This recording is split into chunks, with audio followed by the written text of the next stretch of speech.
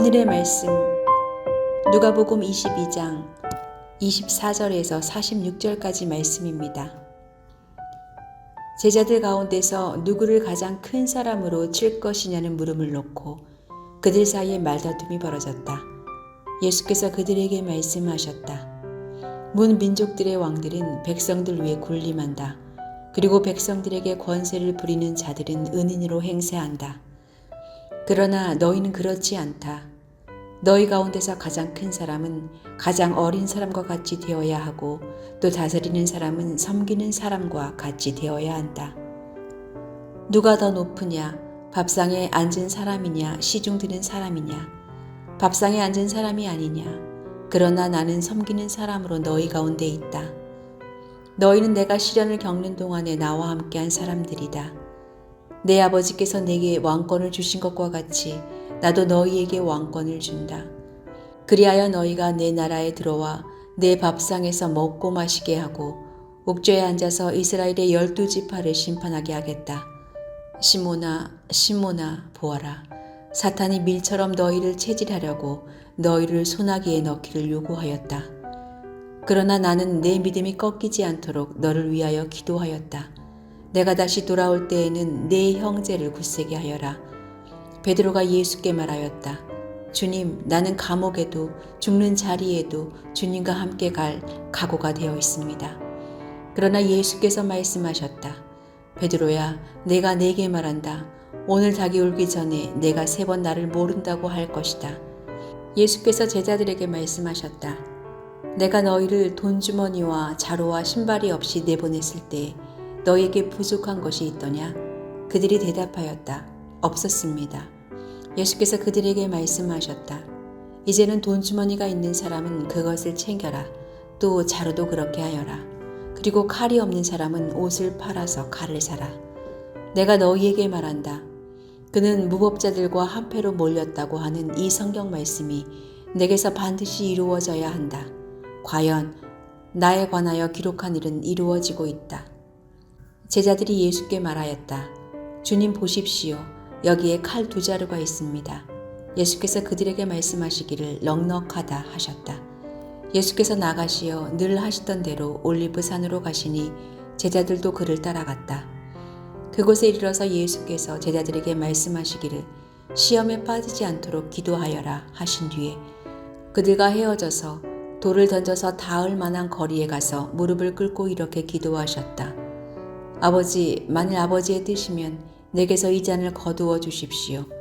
그러나 내 뜻대로 되게 하지 마시고 아버지의 뜻대로 되게 하여 주십시오. 그때 천사가 하늘로부터 그에게 나타나서 힘을 복돋우어 드렸다. 예수께서 고뇌에 차서 더욱 간절히 기도하시니 땀이 핏방울같이 되어서 땅에 떨어졌다. 기도를 마치고 일어나 제자들에게로 와서 보시니 그들이 슬픔에 지쳐서 잠들어 있었다. 그래서 그들에게 말씀하셨다. 왜들 자고 있느냐? 시험에 빠지지 않도록 일어나서 기도하여라.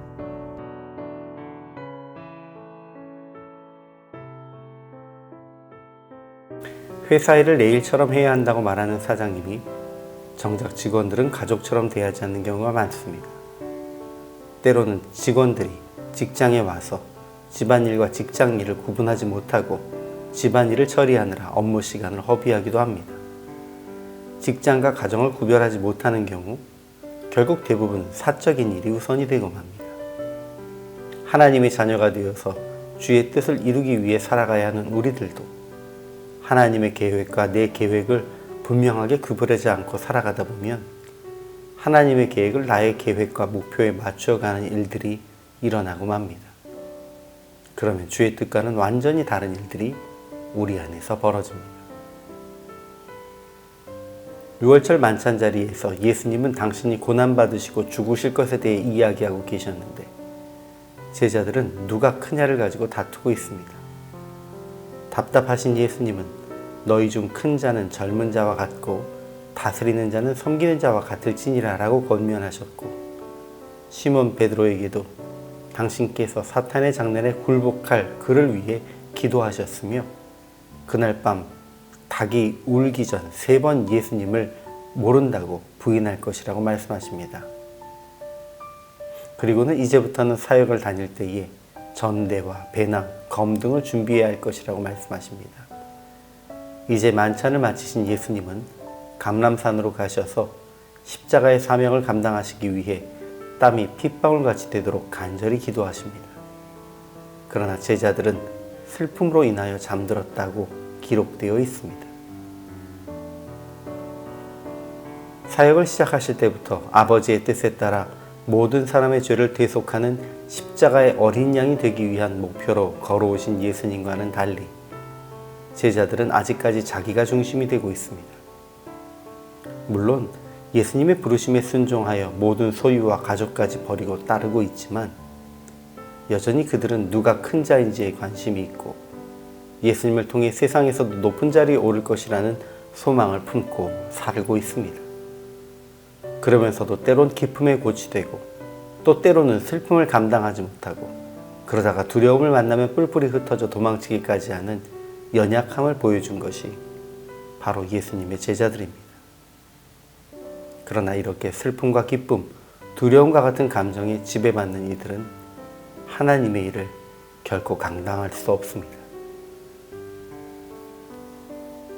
오늘은 예수님께서 부활하신 부활주일입니다. 부활절의 주인공은 예수님이시며 우리는 부활의 감격과 그 의미를 전하는 자가 되어야 합니다. 그러나 사실은 제자들처럼 우리 스스로를 중심에 두고 엉뚱한 것에 관심을 두는 경우가 많습니다. 정작 주님의 계획에 대해서 관심을 두기보다는 인간적인 감정에 휩쓸려서 슬픔, 두려움 혹은 기쁨에 빠져 정작 우리가 해야 할 기도와 섬김의 사명은 감당하지 못하는 경우 또한 많습니다. 그러나 오늘 우리는 내가 중심이 아니고 내 감정에 휘둘리는 것도 아닌 상태로 부활하신 예수님, 죽음의 권세를 이기신 그리스도를 찬양하고 전하는 사명을 감당하는 하루가 되기를 소망합니다.